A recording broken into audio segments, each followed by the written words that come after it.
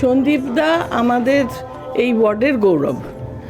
এই মা সরস্বতীর পুজো এটা 25 বছর এই বছর হলো। তো এটা আমরা যদি বলি একটা স্পেশাল জুবিলি পুজো এটা, তাই জন্য আমরা সবাই আসবো।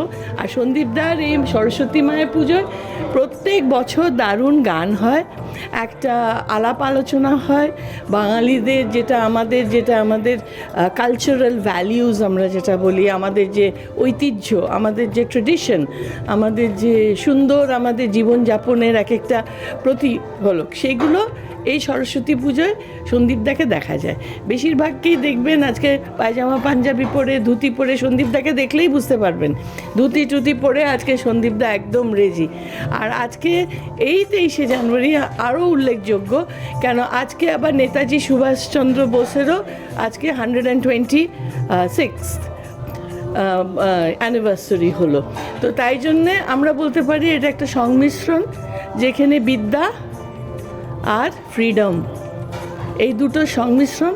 এবং বাংলায় এটা খুব ভালো দিন আমাদের আজকে, আমরা প্রত্যেককে মনে করছি খুব আনন্দের দিন, কেন বাংলা যেভাবে সুন্দরভাবে এগিয়ে যাবে ভবিষ্যতে, আমরা আজকের দিনে মায়ের কাছ থেকেও আমরা আশীর্বাদ নিচ্ছি প্রত্যেককে। আর নেতাজি সুভাষচন্দ্র বোসকেও আমরা স্মরণ করে ওনারও আমরা আশীর্বাদ কামনা করছি।